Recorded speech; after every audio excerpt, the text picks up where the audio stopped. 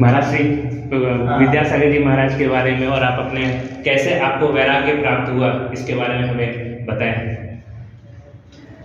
अभी हम झारखंड के रामगढ़ में बैठे हुए हैं। इससे 2 दिन पहले 3 दिन पहले हम झारखंड की राजधानी रांची में थे और उसके बाद यहाँ आए हैं। और कल एक बहुत विशेष तिथि है, आचार्य श्री जी की प्रथम पुण्यतिथि है। हमारे भाई प्रवीण पाटनी जी ने हमसे कुछ पूछा है, उसके बारे में हम आपको बताना चाह रहे हैं। इनका पहला प्रश्न है कि हमें वैराग्य कैसे आया। तो कहते हैं जीवन में वैराग्य का कोई भी निमित्त बन सकता है। हम बाल्यकाल से ही धार्मिक रुचि रखते थे और थोड़े थोड़े बड़े हुए तो मुझे साधुओं का समागम मिला। जब मेरी उम्र 17 साल की थी तो हमने सुना कि आचार्य श्री विद्यासागर जी महाराज जी आसपास आते हैं, उनके प्रवचन में बहुत लोग जाते हैं, उनके दर्शन को बहुत भीड़ रहती है। मैं ज़्यादा समझता नहीं था, इतना ज़्यादा छोटी उम्र थी उस समय, ज़्यादा बाहर आना जाना नहीं होता था। फिर भी हमने कहा अपन जाएँ। तो पास में ही पपोरा जी क्षेत्र हैं, आहार जी हैं। उस समय आचार्य भगवान का वहाँ पर चातुर्मास चल रहा था। प्रथम बार उनको देखा और छोटी छोटी उम्र के क्षुल्लक जी मुनिराज जी देखा तो ऐसे प्रभावित हुआ मन, कितने अच्छे उन्होंने पद को धारण किया, काश मैं भी इनके साथ होता। ऐसा मन में विचार आया, लेकिन होना संभव नहीं था, बात करना संभव नहीं था। बहुत डर लगता था महाराज से बात करने में, किसी से परिचय भी नहीं था। लेकिन फिर भी मन में विचार मात्र आया। ऐसे एक दिन का प्रवास वहाँ रहा, दर्शन किए, वापस आए। फिर आसपास कहीं आचार्य श्री रहते तो उनके दर्शन करने चले जाते। पढ़ाई का काल चलता रहा, घर का माहौल में ढलते रहे। फिर एक ऐसा निमित्त मिला कि आचार्य श्री जी उसी नगर में आए जहाँ इस शरीर का जन्म हुआ था। तो जो हमारा पढ़ाई था या बिजनेस करते थे, उसके बाद मुझे ऐसा लगता था आचार्य श्री के दर्शन करना जाना है, प्रवचन सुनने जाना है। समझ में जाना नहीं आता था, एक लगन थी और उनके पास पहुँच कर उनको देखते थे, मुनिराजों के दर्शन करते थे। बात करने में डर लगता था उसमें, कैसे बात करना, क्या बात करना। लेकिन वो लगन मन में बैठी। फिर आचार्य श्री वहाँ से चले भी गए, लेकिन फिर भी हमारा मंदिर जाना और कोई नगर में साधु आए तो उनकी सेवा आगवानी आना जाने में बड़ी रुचि रहती थी। धीरे धीरे हमारी ये रुचि बढ़ती गई। तो सन 1983 में 1993 में मुनि श्री निर्यापक श्रीमान सुधा सागर जी महाराज जी का वहाँ चातुर्मास था। उनके साथ क्षुल्लक जी थे, ये धैर्य सागर जी और गंभीर सागर जी। उस चातुर्मास में महाराज जी ने पहली बार शिविर लगाया, शुरुआत वहाँ से हुई। उस शिविर में 10 दिनों में जो हमने साधना की, उससे मुझे लगा कि हमारे अंदर इतनी शक्ति है, हम भी कुछ कर सकते हैं। और तब से मैंने अपनी साधना प्रारंभ कर दी। 10 दिन तो मैंने एकासन भी किया, उपवास भी किया। इसके बाद मुझे ऐसा लगा कि अभी हमें बहुत जल्दी अपने जीवन में असंयम नहीं लाना है, थोड़े और संयम से रहना है और खाने पीने में कंट्रोल। क्योंकि उससे पहले मैं रात्रि भोजन भी करता था 10 लक्षण से पहले, और होटल में भी जाता था, सब कुछ करता था। लेकिन शिविर के बाद मुझे लगा आपसे कुछ नहीं करना। और मैंने शिविर के बाद बहुत दिनों तक दिन में ही भोजन किया, बाजार का छोड़ दिया, बाजार का पानी भी नहीं पिया। ये मेरा क्रम चलता रहा। उस समय मेरी उम्र 23-24 साल की हो गई। लेकिन उस समय मैंने बाजार का सीधा टोटली 1 साल, थोड़े दिन बाद शुरू करेंगे, थोड़े दिन बाद शुरू करेंगे। फिर महाराज जी का बिहार बोल के बिहार में चलते रहे, कुछ भी खाया पिया नहीं बाजार का, जो घर में शुद्ध मिलता था वही खाते थे। ऐसा करते करते अब हमारी उम्र जब बढ़ी, परिवार वालों ने शादी की चिंता की। और शादी के पहले कुछ वो होता ना, टीपना इतना होता है, वो मिलाया जाता है, वो भी उन्होंने भेजना शुरू कर दिया। देखने वाले भी आने लगे। लेकिन मैंने परिवार वालों से कह दिया कि अभी तो हमारा व्रत है। क्योंकि उस समय मुनि श्री जी ने गजरत चलवाए थे, उसमें 2-2 साल का सबको व्रत दिया था। हमने भी इसीलिए लिया था, आजीवन नहीं लेना था ना, ऐसा व्रत था कि हम महाराज जी बनना है। 2 साल बाद शादी, परिवार वालों ने सोचा चलो 2 साल बाद फिर पूछेंगे। 2 साल बाद उन्होंने पूछा, लेकिन फिर मन बदल चुका था। स्वाध्याय करने से, भगवान की पूजा भक्ति करने से और लगातार साधु की संगति करने से अब मुझे लगा कि मुझे संसार में नहीं फंसना है। मैंने सबसे ज़्यादा मजबूती मुझे मिली साधु संगति और स्वाध्याय करने से। जब मैंने ग्रंथों को पढ़ा कि संसार के चार भाव में प्राणी कैसा भटकता रहता है, एक बार गलती होती है तो ना जाने कितने भाव खराब हो जाते हैं। इस संसार के रिश्ते कभी बहन माँ बन जाती है, कभी माँ बहन बन जाती है, कभी पत्नी बन जाती है। हमने कहा अपन को एक ही रिश्ता बनाना संसार की सभी महिलाओं से, माँ और एक बेटी का रिश्ता। ऐसा सोच करके मैंने सोच लिया आचार्य से व्रत लेना है। जब मैंने व्रत लेने का भाव बनाया, आचार्य जी के पास में पहुँचा, गुजरात महुआ बहुत दूर पहुँचा। आचार्य जी ने हमसे सारी बातें पूछी, लेकिन उससे पहले मैं तारंगा जी में 10-12 दिन रहा, एक दिन का व्रत नहीं दिया। फिर आचार्य जी पर महुआ पहुँचा, महुआ में 1 महीने रुका, वहाँ चौके भी लगाए। आचार्य जी पर 1 महीने में 10 बार गए तो हमारे लिए व्रत दे दो। आचार्य जी का बाद में बताएंगे। बाद में लास्ट दिन बोला तो मैं सुधा सागर जी के पास से 2 साल का व्रत मिला था, वहाँ जाकर रहो, हम बाद में बताएंगे। इसके बाद उन्होंने कुछ नहीं दिया। फिर महाराज जी के पास पहुँचे, मुनि श्री सुधा सागर जी के पास, जयपुर में थे वो। तो उनसे पूछा, महाराज जी ने भेजा, बोले अरे यहाँ नहीं रहना तुम्हें तो घर जाना है, आश्रम में भी नहीं जाना। आचार्य जी तुम्हें घर से ही बुलाएंगे, एक दिन हमारे पास रहोगे, दीक्षा तो नहीं देना मुझे, दीक्षा तो सिर्फ आचार्य जी देना। तो उनकी बात मान के मैं घर आ गया। बहुत दिनों तक घर पर साधना की। फिर आचार्य जी बात पहुँचा, आचार्य श्री महाराज जी ने कहा था कि आप घर पर रहो, आचार्य जी तुम्हें दीक्षा देंगे, वो व्रत देंगे। आचार्य जी ठीक है बताते हैं। ऐसा करते करते 1997 में आचार्य जी ने पहली बार मुझे 2 साल का व्रत नेमावर में दिया। फिर मुझे ऐसा लगा कि अब हमारा मार्ग चालू हो गया। फिर हमने साल में 2-3 बार आचार्य जी पास जाते रहे, 8 दिन 15 दिन वहाँ रुकते थे। और ऐसा हम करते करते एक बार आरकासन का बिहार में रहा, गिरनार जी का। फिर वहाँ से लौट के आए। तो लौट के आने पर हमने आचार्य जी मुक्ताग्नि में थे। मुक्ताग्नि में आचार्य जी का उससे बहुत अच्छा मन था। हमने कहा आचार्य श्री व्रत लेना है आजीवन। अच्छा बोले ठीक है, आशीर्वाद है। क्योंकि उस दिन उन्हें दीक्षा देना थी मुक्ताग्नि में, उनका मन अच्छा था। उन्होंने हमारे लिए 1998 11 फरवरी को दीक्षा देना थी और 10 फरवरी को उन्होंने हमें 10 फरवरी 1998 मेरा आजीवन व्रत हो गया, हमारा जीवन धन्य हो गया। हमें लगा कि अब हमारी दीक्षा भी होनी चाहिए बहुत जल्दी। और मैं लगातार साधना करता रहा। आचार्य जी से मैंने प्रतिमा के नियम मांगे। आचार्य जी बोले नहीं, अभी तो तुम माला फेरो। और मैं वापस आकर के दिन में 4 घंटे 3 घंटे लगातार, कभी खड़े होकर कभी बैठ कर नमोकार मंत्र की माला फेरते रहे। उस नमोकार मंत्र की माला का प्रभाव कि आचार्य श्री जी ने मुझे पुनः बुला लिया। पुनः बुलाने के बाद 2 महीने अपने पास रखा। वो बोले घर जाना है। हमने कहा आचार्य जी आप कहाँ जाएंगे, आपके पास रहे? बोले नहीं, घर जाना है। वो मुनि श्री सुधा सागर जी ने कहा था घर से बुलाएंगे, वो वाली बात सिद्ध होती यहाँ पर। हम घर चले गए। हम एक टाइम भोजन कर ले गए, शाम को पानी भी नहीं लेते। और बाद में आचार्य श्री ने ना जाने कहाँ से सुन लिया कि बहुत साधना कर रहा है। तो फिर आचार्य श्री ने मुझे घर से ही बुलवाया। कुंडलपुर में थे उस समय आचार्य श्री, कुंडलपुर में बुलवाया। 1999 की बात है। 1 जनवरी जो भी चल रही है, जनवरी का लास्ट चल रहा था। माघ के महीने के 10 लक्षण चल रहे थे। यही 10 लक्षण चल रहे हैं। इन्हीं 10 लक्षणों में आचार्य जी ने मुझे प्रथम बार संकेत भेजा। और हम आचार्य जी के पास आए। आचार्य जी का आचार्य जी अब हम आपके पास ही रहेंगे, जाएंगे नहीं। आचार्य जी हंसने लगे, आशीर्वाद दिया। थोड़े दिन रहने पर उन्होंने हमें संघ की ड्रेस होती है वो पहनने के लिए अनुमति दे दी। हम संघ में साथ में हो गए। और 2 महीने में ही आचार्य जी ने वहाँ से कुंडलपुर से बिहार करके नेमावर की ओर बिहार किया।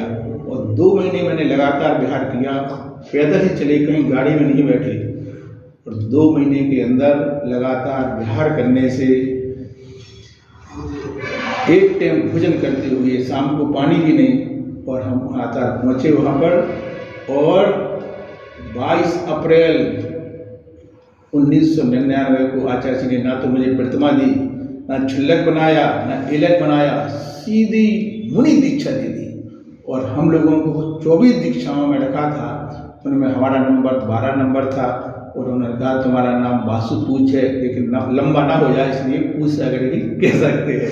ऐसा उन्होंने मुझे दीक्षा दी। जिस समय उन्होंने दीक्षा दी उस समय मेरी उम्र 28.5 साल थी। भगवान महावीर की उम्र भी 28.5 साल थी। ऐसा कहते हैं 30 साल मिली उन्होंने, लेकिन उनकी उम्र भी सही देखा तो इतनी ही उम्र थी। उसी उम्र में हमारी दीक्षा हुई। लगातार 10 चातुर्मास गुरु जी के साथ हमारे हुए। उसके बाद उन्होंने हमसे कहा कि संघ के बड़े महाराज जी के साथ तुम्हें कुछ जगह धर्म प्रपणा के लिए भेज रहे हैं। तो मुनि श्री जो अभी इंद्रया अभय सागर जी महाराज जी हैं, उनके साथ हमारे 9 चातुर्मास हुए, लगातार 9 चातुर्मास हुए। इसके बाद आचार्य श्री ने हमें अपने पास बुलाया और संघ के ज्येष्ठ श्रेष्ठ जो मुनिराज जी थे, निर्यापक श्री योग सागर महाराज जी साथ बहुत अच्छी तरह से मेरे 3 चातुर्मास हुए। उसमें से एक महाराष्ट्र में भी हुआ, एक सिद्ध कुंडलपुर में हुआ और एक छिंदवाड़ा में हुआ। और जब कुंडलपुर में चातुर्मास हुआ, उस चातुर्मास का तो मुझे अद्भुत आनंद आया। आचार्य श्री स्वयं उस चातुर्मास के बाद उस कुंडलपुर में पधारे और वहाँ पर बहुत बड़ा आयोजन हुआ। उसका पहले चातुर्मास और व्यवस्थाओं में सहयोग करने का हमें बहुत बड़ा मौका मिला।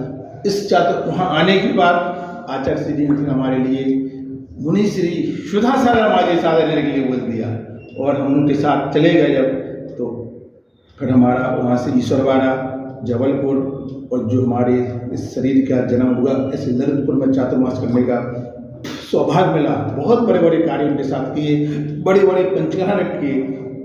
फिर ऐसा एक निमित्त मिला कि आचार्य ने कहा आप और धैर्य सागर जी महाराज जी के पास से वापस हमारे पास आओ। और उनके पास हम आ रहे थे, इतने में ही आचार्य श्री का बिहार डोंगरगढ़ से अमरकंटक की ओर हो गया। हमने पूछा आचार्य जी हम आपके पास आ रहे हैं, आपका बिहार हो गया यहाँ से? तब आचार्य जी समाचार भेजा कि रुको तुम महाराष्ट्र की ओर जाओ, हम बाद में बताएंगे, अभी नहीं आना हमारे पास।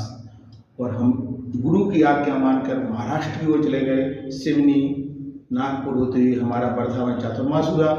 वर्धा चातुर्मास के बाद आचार्य जी ने कहा कि आप कारंजा होते हुए सिरपुर पहुँचो। मुझे ऐसा लगा शायद आचार्य श्री सिरपुर में आएंगे और मुझे मिलेंगे, लेकिन समय की अनहोनी थी कि आचार्य श्री का स्वास्थ्य खराब हो गया।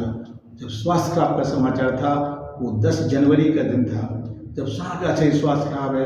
संघ के ज्येष्ठ मुनिराज जी समय सागर जी ने वहाँ से बिहार किया और मेरा पुण्य इतना तेज आया कि ज्येष्ठ मुनिराज श्री योग सागर महाराज जी उस समय महाराष्ट्र में हिंगोली में थे। उनने अपने संघ को छोड़कर मुझे समाचार दिया कि पूछ सागर तुम्हें चलना है क्या? आचार्य जी मैंने कहा जी महाराज जी चलना है। और उन्होंने कहा तुम वहाँ से चलो, हम यहाँ से चलते हैं। हमारा ऐसा पुण्य का उदय आया तो महाराज जी ने हिंगोली से चला, हम कारंजा से चले। हम दोनों, जहाँ मेरा चातुर्मास हुआ था वर्धा में, दोनों संघों का मिलन हुआ और वहाँ से हम लोगों ने बहुत तेज़ी से चलते चलते 3 फरवरी 2023 के बाद जो 24 साल लग गया था फरवरी में, उस 24 में हम लोगों ने जाकर आचार्य श्री के दर्शन किए। जिस समय दर्शन किए उस समय आचार्य श्री 3:30-4 बजे का समय था, लेटे हुए थे। उन्होंने देखा ये कहाँ से आ गए, उन्हें बताया नहीं हम लोग आ रहे हैं। तो उन्होंने पूछा हमने कहा आचार्य श्री पिछले साल आपने हमारे लिए संकेत दिया था, हमने सुना स्वास्थ्य का भी लिया हुआ है। हाँ आचार्य श्री बोले ठीक है, बुलाना तो था उस समय, नहीं आ पाया। और उन्होंने हमें बहुत धैर्य सागर जी को, हमें पूज्य योग सागर जी को, निश्चिंत सागर जी महाराज जी साथ में थे, सबको बहुत आशीर्वाद दिया।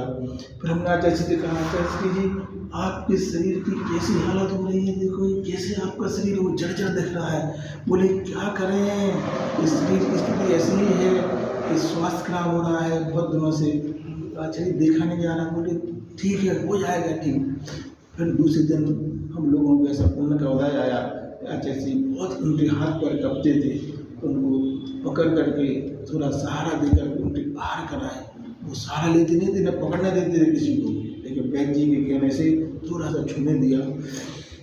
फिर उनके उस दिन अच्छा हुआ। ऐसा लगा कि आचार्य श्री अब ठीक होने वाले हैं, लेकिन समय की मांग ऐसी थी, हम उनको जनता के सामने जाते थे, अब उनको साथ ले जाते थे। जब वो पीछे स्थान से आगे आते थे जनता को दर्शन देने, उनके पैर कपते थे, लेकिन उनका ऐसा बल था, छूना नहीं देते थे, अपने दम पे ही, अपने ही बिना सहारे के चलते थे। थोड़ा ऐसा पकड़ लेंगे लेकिन महाराजों को नहीं छूना देते थे। ऐसी उनके अंदर अपनी क्षमता थी। इसके बारे में हम कल और अच्छे से बताएंगे कि उनकी कितनी बड़ी क्षमता थी। इतने सावधान थे, सारी दुनिया सोच रही थी कि आचार्य श्री अपनी समाधि जैसे ज्ञान सागर जी ने की है ऐसी करेंगे। लेकिन मैं आपको बता देना चाहता हूँ, आचार्य श्री कोई इतिहास दोहराते नहीं हैं। सारी दुनिया अपेक्षा कर रही थी कि कि आचार्य श्री जी अपना पद दुनिया के सामने छोड़ेंगे, लेकिन उन्होंने तो जो मैंने देखा वो आपको बता रहा हूँ, किसी सुनी नहीं मानना। उन्होंने तो अपना पद छोड़ के निर्बद्ध थे, वो उन्हें किसी से मतलब नहीं था, उन्होंने कह दिया। और दूसरी बात हम ये बताना चाह रहे, जनता ये सोच रही थी कि सारी जनता के सामने कुछ कार्यक्रम होगा पद छोड़ने का, लेकिन वो जानते थे कि जनता के सामने करेंगे, जनता संभाल नहीं पाएंगे। और जनता को क्या, उन्होंने अपने संघ के ज्येष्ठ मुनिराजों को नहीं आने दिया। बड़े महाराज जी श्री समय सागर जी, उन्हें सारे महाराजों को रोक के रखा, नहीं अभी नहीं आना, अभी नहीं आना। और उनका मन था, मैं आपको बता रहा हूँ कि मैंने हमारे घर देखा है, ये किसी को नहीं मालूम, अंदर की बात है। उनका मन तो ये था, मुझे बिल्कुल अकेले में नई तरीके से समाधि लेना है, लोगों को मालूम ही नहीं चले, और वो ध्यान में बैठे रहे। तो जब सवेरे उनकी मात्र देह बचे, कुछ लोग ऐसी उनकी अंदर की भावना जग रही थी, ये एकत्व की साधना कर रही थी, उन्हें कोई चाहिए नहीं था, उन्हें कोई प्रचार नहीं चाहिए था। जनता कुछ और चाह रही थी, संघ और चाह रहा था, लेकिन वो कुछ और चाह रहे थे। उनकी जो अंदर से साधना थी, वो समाधि लेना। सावधान बहुत थे, जरा सा करवट भी लेते थे तो पीछे लगाओ, हर समय सावधान रहते थे। उनके संबंध में बहुत से और प्रसंग है, क्योंकि एक समय की सीमा है, इसलिए मैं और भी आगे इस बारे में बताऊंगा। उनकी समाधि बहुत अच्छी तरह से चेतनता में हुई, और जब उनको थोड़ा स्वास्थ्य संभला, हम लोगों से लगा समझ जाएगा, लेकिन धीरे धीरे वो शरीर स्वास्थ्य बिगड़ता गया, लेकिन वो अंदर से सतर्क थे। मतलब उनको एक बार क्या हुआ कि हम लोगों को उन्हें यहाँ से थोड़ी दूर ले जाना था, जमीन ठंडी थी, बाटे छोटी छोटी चौकी वहाँ लगाई, जिससे उसको पैर धर के चले जाएं। हम लोग आचार्य जी को देख रहे थे, लेकिन चौकी रखने वाला कोई भाई था। आचार्य जी धीरे से बोले, क्यों असंयम लोगों से चौकी रखवा रहे हो, तुम बोले क्या कर रहे हो? अरे हम कहते आचार्य जी कितना ध्यान दे रहे, बोले पीछे तो लगाओ पहले। जब पीछे हम लोगों ने लगाई, पीछे लगाने के बाद चौकी जमाई, तब उस पर वो चले। इतने सावधान, जो हम समाधि के 4-5 दिन पहले की आपको घटना बता रहे हैं। ऐसे जिसने समाधि होना थी, उस समय तक अपनी चर्या में बिल्कुल सतर्क रहते हुए, नमोकार मंत्र को स्मरण करते हुए, अपने गुरु महाराज को स्मरण करते हुए, और उन्होंने अपनी सारी बातें ज्येष्ठ मुनिराज श्री योग सागर जी को बता करके और अपने संघ का जिम्मेदारी देते हुए उन्होंने जो संलेखना धारण की है। आज वो दिन मैं बार बार याद आता है कि हे गुरुदेव, आपने अपने जीवन का बहुत अच्छी तरह से आत्मकल्याण करते हुए अपना मार्ग प्रशस्त किया है। हमने आपसे दीक्षा लेकर के यहाँ तक की यात्रा पूरी की है। मेरी भी भावना है कि हम आगम के अनुसार अपनी निर्दोष साधना करते हुए जीवन के अंतिम पलों में समाधि पूर्वक अपने जीवन का अंत करें, और अपनी इस यात्रा है मुनि पद की, उसका जो लक्ष्य है उसकी पूर्ति करें। इसी पवित्र भावना के साथ संत शिरोमणि आचार्य भगवान गुरुवर श्री विद्यासागर जी महाराज की, चूँकि आचार्य श्री जी का परिचय भी हम आपको देते, लेकिन मैं ऐसा समझता हूँ कि संत शिरोमणि आचार्य जी का परिचय जैनों में नहीं, अजैनों तक में सबको मालूम है। उनके बारे में सब जगह लिखा हुआ है, आप लोग वहाँ से प्राप्त कर सकते हैं। इसी भावना के साथ बारंबार सभी दर्शकों को मेरा आशीर्वाद।